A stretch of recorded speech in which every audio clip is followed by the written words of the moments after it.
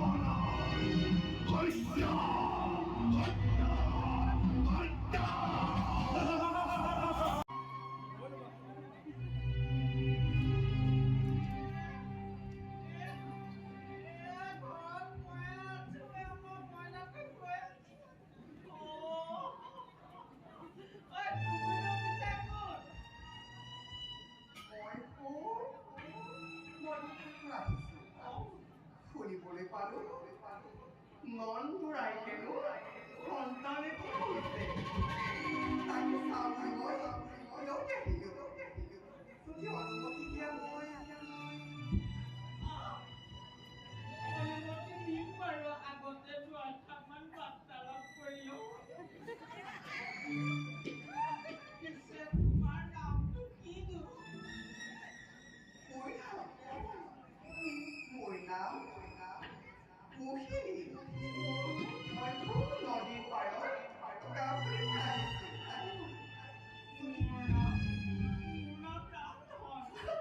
মই নন্দৰাজৰ ঘৰত কাম কৰোঁ। পিছে তোমাৰ বাৰু বিয়া বাৰু হ'ল নেকি? জানা মোৰ যে বিয়াৰ বয়স হোৱাই নাই।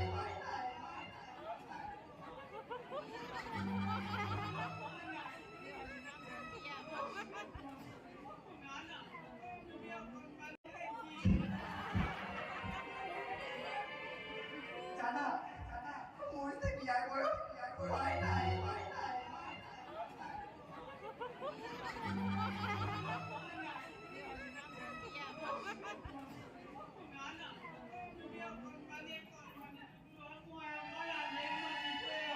বিয়া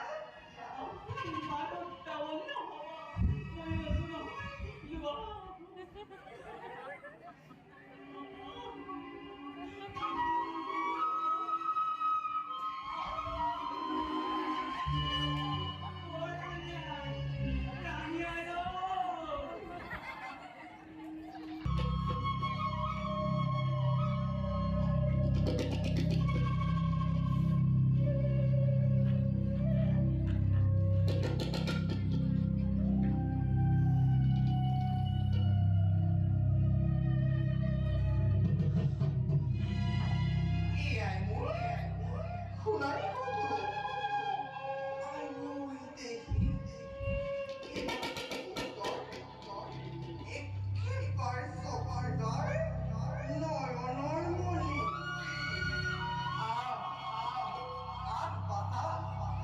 আজি তোক বধ কৰি কংসৰাজৰ